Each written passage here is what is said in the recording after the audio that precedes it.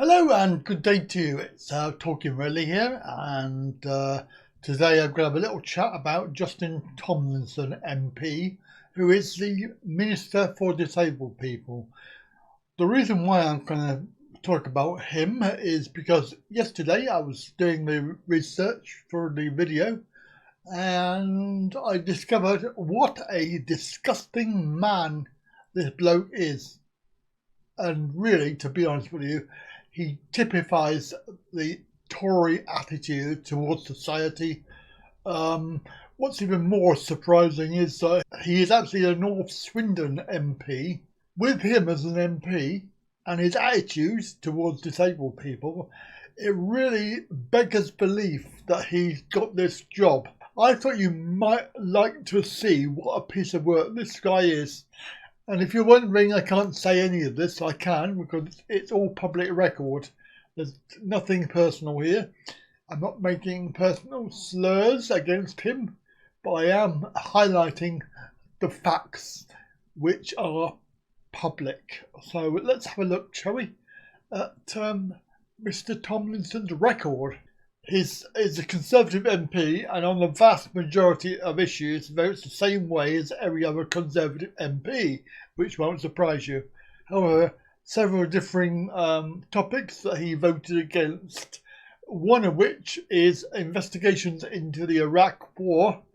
Well, most Conservative MPs generally voted for that. Well, is he friends with Tony Blair, I wonder? Yeah, but different party, of course.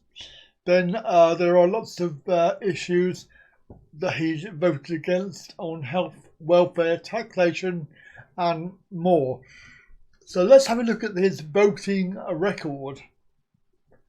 We'll start with social issues. So he has consistently voted for equal gay rights. I'm just wondering, is he actually a closet gay? I don't know. He might be. Consistently voted for smoking bans. Well, yeah, fair enough. I tend to agree with that myself. Consistently voting for allowing marriage between two people of the same sex. Again, is he a closet gay? I don't know. It could well be. He has never voted allowing terminally ill people to be given assistance to end their life. So, unlike other Conservatives, he's avoided that subject. Now, the interesting ones we'll have a look at. Let's look at the foreign policy, shall we? See what he's voted on. So he votes for the use of UK military forces in combat operations overseas, wasting time and money. He's voted against an investigation into the Iraq War. Yeah, okay. Constantly voted for replacing Trident. That very expensive waste of time that really we need to get rid of. He's voted against more EU integration. Well, that's fair enough because we are supposed to be coming out. He has generally voted for a referendum on the membership of the EU. Well, fair enough.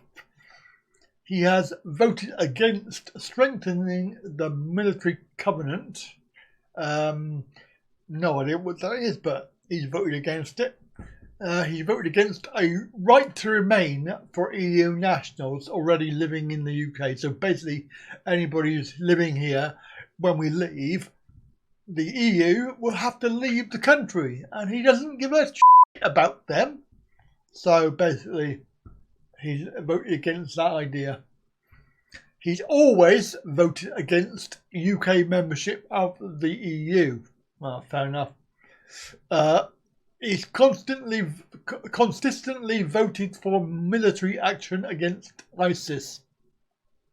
ISIS, well, that's another story which we can't really talk about in this video. Now, let's have I'm going to avoid the obvious welfare and benefits because I want to come back to that. Let's have a look at taxation and employment, shall we? So he's consistently voted for raising the threshold at which people start to pay income tax. Would that not benefit the rich people? I don't know. Anyway, whatever. He's always voted for increasing the rate of VAT. Yeah, well, I think they should lower it myself. There you go. He's voted for higher taxes on alcoholic drinks. Well, it seems that alcohol is a scourge of the world. Yes, and the amount of deaths that come from it, then yes, I would agree on that. Constantly voted for higher taxes on plane tickets. How absolutely stupid. Anyway, whatever. He's voted for and against lower taxes on fuel. Not sure about that one. He has voted against increasing the tax rate applicable for incomes over 100. Yeah, of course he would. Of course he would. That's his rich mates and himself, because then he'd pay less tax. He's almost always voted against a banker's bonus. That's a surprise. Big surprise there. He has voted against a banker's bonus tax, which is again for his rich mates, so they won't pay any tax. He's voted for and against taxes on banks. Well, as soon as it was banks' problems that caused austerity, I think they should tax the banks. He's voted against an annual tax on the expensive homes called a mansion tax. I think, yes, again, because he's rich, he's probably got a big house, doesn't want to pay tax. What else is there? Consistently voted for allowing employees to exchange some employment rights for shares. I don't know enough about that to comment. Voted for more restrictive regulation of trade. Yeah, of course he is, because he knows the trade union support the workers, and also reducing capital gains cuts. Yeah, of course, because it's supporting the rich people in the world. Right, the very last one that we're going to look at. And this is a biggie, and this is what made me think, oh my God, what a scumbag, was the welfare. Right, okay, watch this then. So this is it. So, he has almost always voted for reducing housing benefits. So this is the bedroom tax. So this is something that the Conservatives support. He has consistently voted against raising benefits in line with prices. He has voted against paying higher benefits over longer periods due to illness or disability. He has consistently voted for making local councils responsible for their council tax and reducing the amount of spending on such from government.